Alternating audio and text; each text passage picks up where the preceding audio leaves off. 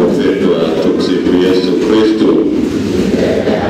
Sinodi husoma imani na matendo, Mtakatifu Agustino, moyo moja, roho moja, kuelekea kwa Mungu.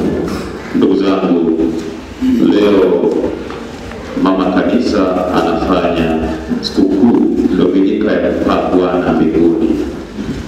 Ni Dominika ya 7 ya Pasaka ya mwaka C wa Kanisa, lakini Mama Kanisa ameisogeza sikukuu hii ilipaswa ifanyike siku ya Alhamisi, ili sasa watu wengi wapate nafasi ya kushiriki. Basi imesogezwa Dominika ya leo ili watu wapate kushiriki juu ya kupaa kwa Bwana wetu Yesu Kristo mbinguni. Masomo ya misa tuliyosikia yanatupatia ujumbe kwamba kupaa kwa Bwana unatualika kuingia ufalme wa Mungu. Sisi sote tunaitwa sasa, njia iko wazi ya kuelekea mbinguni. Njia iko wazi. Yesu mwenyewe ndiye alikuja kutufungulia njia hii. Njia hiyo alitufungulia kwa mara ya kwanza kabisa kwa ubatizo. Alibatizwa mto Yordani. Na siku ile alibatizwa, mbingu zikafanya nini? Mbingu zikafunguka. Sauti ikasikika kutoka mbinguni ikisema, huyu ndiye mwanangu mpendwa wangu, msikilizeni nani? Yeye. Siku za mwanzo kabisa Yesu anaanza kutuonyesha njia ya kwenda mbinguni. Na nguvu ya Roho Mtakatifu ikashuka toka juu kama ua na kutua juu ya bega lake. Na hata leo tunaposherehekea Dominika hii ya kupaa Bwana mbinguni, tukumbuke pia Yesu toka masomo ya misa ya wiki yote, Yesu alikuwa akituahidia kwamba atakuja Roho Mtakatifu. Huyo msaidizi atakayekuja atawafunulieni yote, atawaongoza. Kwa hiyo Yesu imempasa kupaa arudi kwa Baba, lakini hatuachi yatima. Hatuachi yatima. Hatuachi kwamba tusiendelee kumjua Mungu. Dominika ijayo tutasherehekea Pentecost, kushuka kwa Roho Mtakatifu, kuzaliwa kwa kanisa.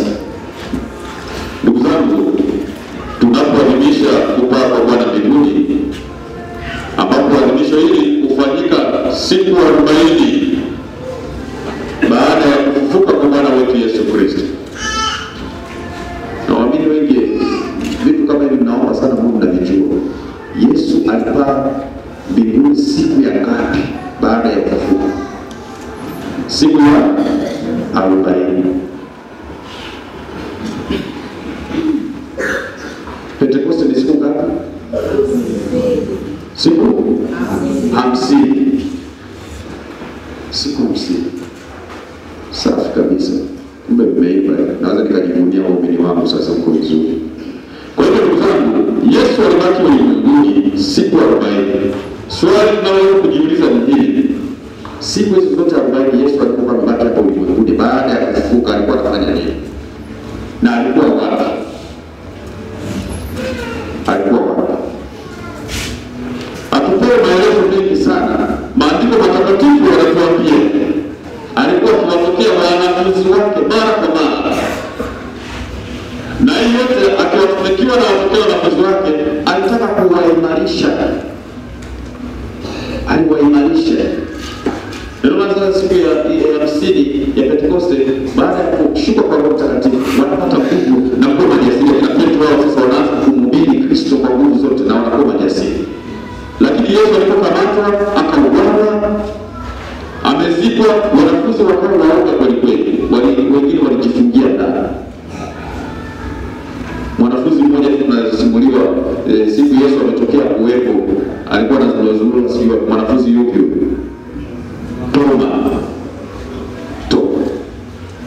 Lakini wengi walikuwa na hofu na uoga. Yesu alibaki nao, akaendelea kuwaimarisha ili waweze kumdhihirisha katika ulimwengu. Ndugu zangu, pamoja na kwamba leo Yesu anapaa mbinguni, lakini hatuachi yatima. Haliachi kanisa lake yatima. Alituahidia kupeleka Roho Mtakatifu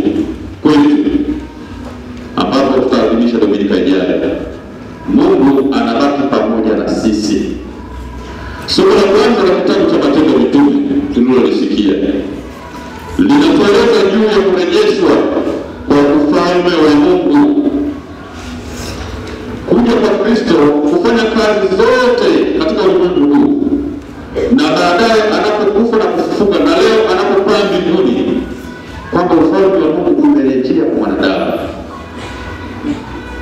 Ufalme wa Mungu unarejea katika maisha yetu kupitia nguvu ya Roho Mtakatifu. Bwana wetu Yesu Kristo aliwaambia, kupitia nguvu ya Roho wote tunaweza kuwa mashahidi wake wa ulimwenguni, kwa ulimwengu mzima. Sisi sote tunapaswa na tunaalikwa kuwa mashuhuda wa imani, mashuhuda wa imani ambayo Kristo mwenyewe anapopaa kwenda mbinguni anatualika. Katika Injili ya Mathayo alikuwa anapaa, aliwaambia, enendeni ulimwenguni wote mkawabatize watu kwa jina la Baba na la Mwana na la Roho Mtakatifu. Tunatumwa sisi sote kuwa mashuhuda wa imani. Tuwasaidie wengine ambao